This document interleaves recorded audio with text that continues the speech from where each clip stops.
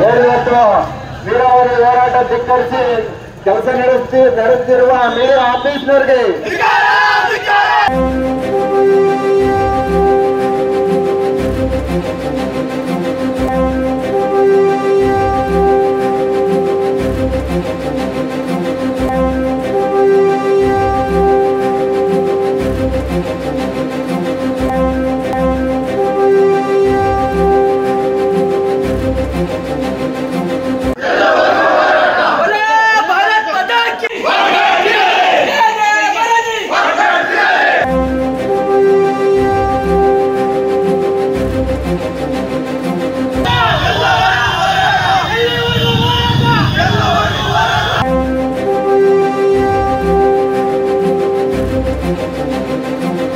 ಭರ್ಜರಿಯಾಗಿ ಅಥವಾ ಏನು ಜನರ ಕೂಗು ಜಾಸ್ತಿ ಇದೆ. ಬಹುತೇಕ ತುಮಕೂರು ಗ್ರಾಮಾಂತರ, ತುರುವೇಕೆರೆ ಮತ್ತು ಏನು ಗುಬ್ಬಿ ಕ್ಷೇತ್ರಗಳಲ್ಲಿ ಹೇಮಾವತಿ ಹೋರಾಟ ಸಾಕಷ್ಟು ಹೆಚ್ಚಾಗ್ತಿರುವಂಥದ್ದು. ಯಾಕಂದರೆ ಮಾರ್ಚೆಟ್ಟಹಳ್ಳಿ ಭಾಗದಿಂದ ಏನು ಯಡ್ರಾಪುರ ಭಾಗದಿಂದ ರಾಮನಗರ ಹಾಗೂ ಮಾಗಡಿಗೆ ಲಿಂಕ್ ಕೆನಲನ್ನು ಮಾಡ್ತಾ ಇರುವ ಹಿನ್ನೆಲೆಯಲ್ಲಿ ಗುಬ್ಬಿಯಲ್ಲಿ ದೊಡ್ಡ ಮಟ್ಟದ ಪ್ರತಿಭಟನೆ ಈಗಾಗಲೇ ಶುರುವಾಗಿದೆ. ಈಗ ನಮ್ಮ ಜೊತೆ JDS ಮುಖಂಡರಾದಂಥ BS ನಾಗರಾಜು ಅವರಿದ್ದಾರೆ.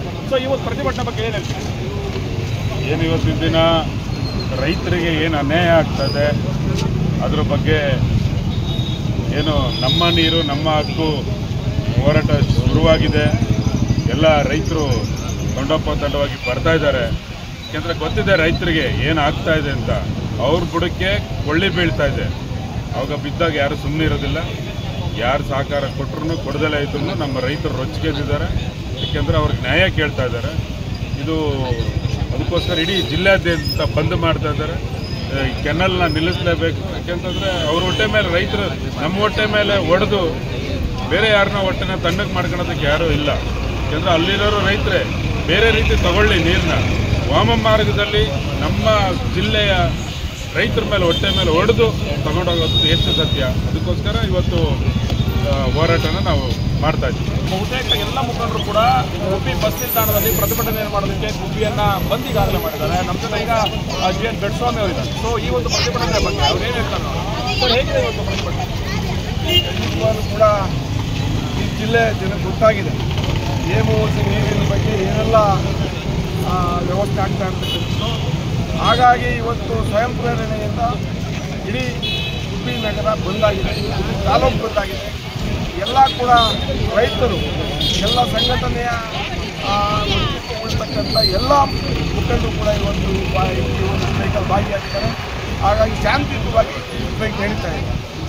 ಇಲ್ಲಿಂದ ಎಲ್ಲಿವರೆಗೂ ನಡೆಯುತ್ತೆ? ನೋಡೋಣ, ಇದು ಇಷ್ಟಕ್ಕೆ ನಿಲ್ಲುತ್ತೆ ಅಂತ ಹೇಳಕ್ಕೆ ಬರಲ್ಲ.